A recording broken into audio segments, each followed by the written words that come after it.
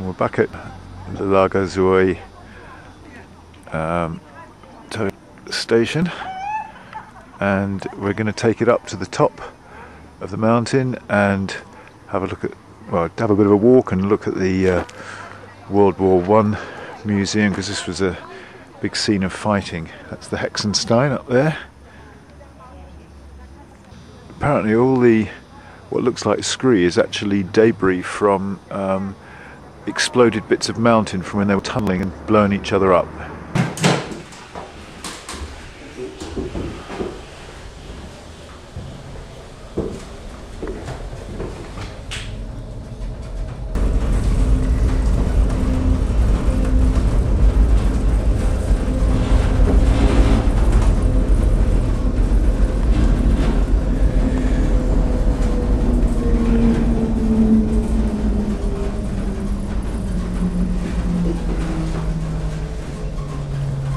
Well, we're now at the top of the cable car, and what an incredible scene! Just absolutely stunning, and made even more so by the atmospheric conditions with the cloud in the valleys there. And over there in the very centre you can see the Cinque Torri looking quite tiny where we were climbing on the first day.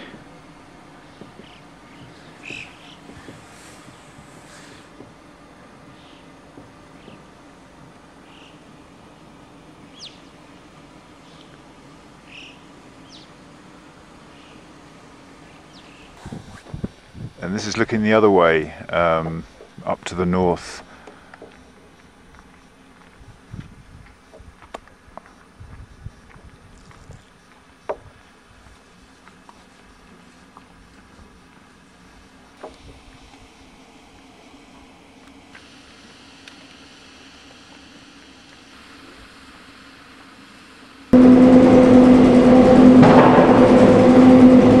That's looking down to the Hexenstein,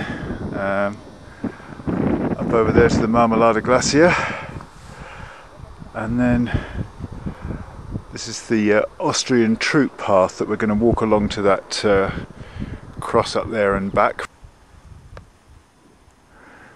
Well, this is looking to the west. We're not going to go any further than this today, and our nice easy day. Tell you what I find interesting, the chuffs on the curl over. Yeah, yeah. How they have to, they really have to, they get that turbulence. One of the things we've just been saying is how remarkable it is to be up here in such calm conditions. It really is just delightful. Well, we're heading down from the cable car station now to enter the tunnels. Well, if I ever wanted to... Where we are now is the trenches below where they blew the mountain up. They mined underneath this bit of the mountain top, and all that face there you can see they blew it away, and all this rubble here is what came down in the explosion. And I can't remember whether it was the Italians trying to screw the Austrians or the Austrians trying to screw the Italians, but one way and another it was all pretty pointless really. Oh, that big piece of crap, let's come on. Yeah.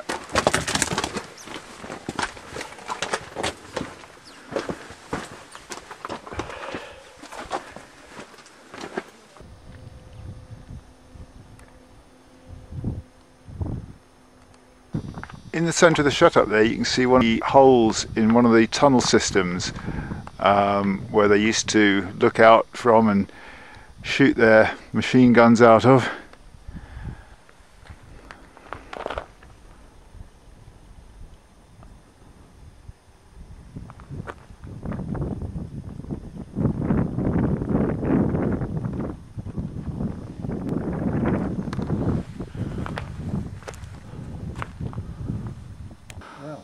Well, this is an absolutely awesome spot.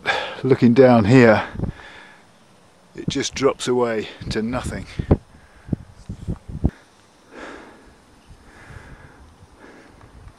We're just about to enter the tunnel system that descends through the mountain.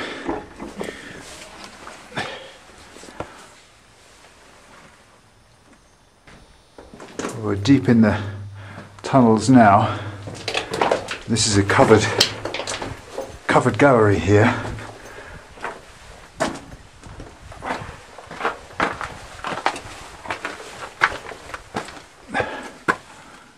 Where they could come for a look out.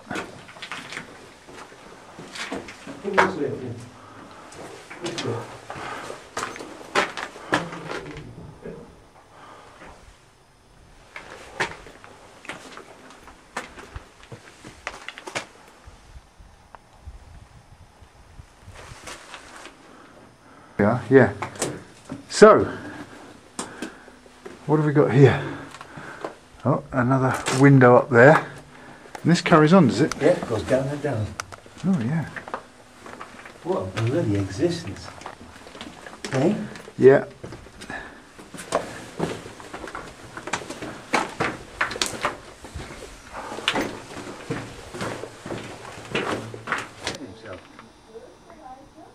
This, allegedly, I've just come out the tunnel there, and this is apparently an officer's hut.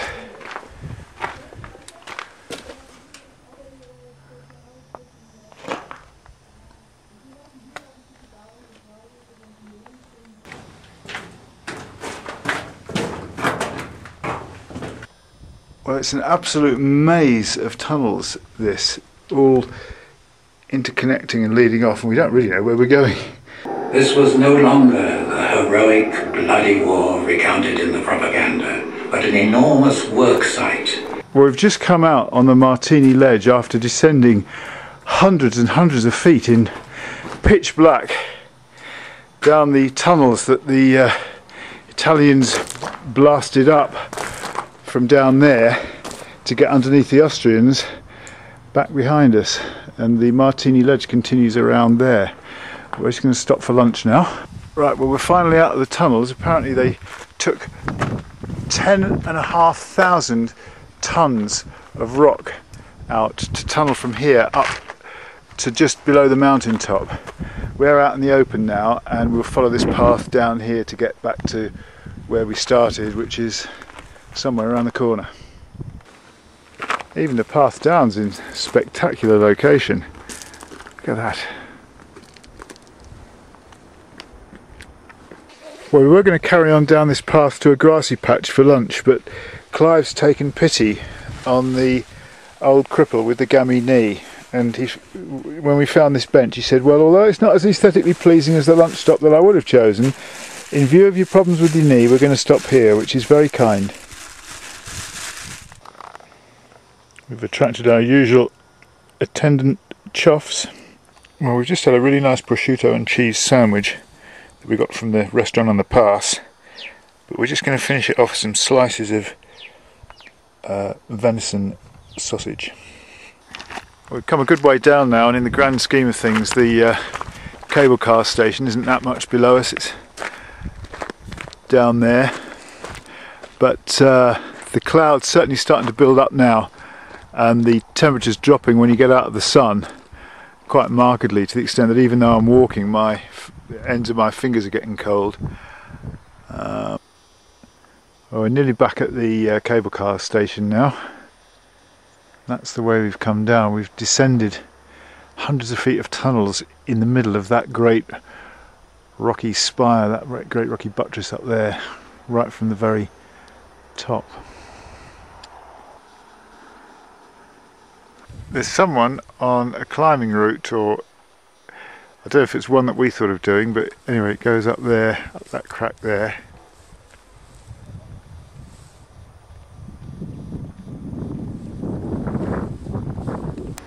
We've just stopped on our way down from the Falzarego Pass because I caught sight of this castle perched on a rock. It reminds me of the Cathar castles. Well, we stopped on the way down for a beer. That's my glass. And that's Clive's glass, because being a greedy person, he's drunk all of his already. Could this be the beginnings of Clive turning into a plonky? Yep. Yes. Well, we pulled in briefly on the way back because as we get into the main valley, it's much cloudier and hazier than it was, but it's very, very atmospheric.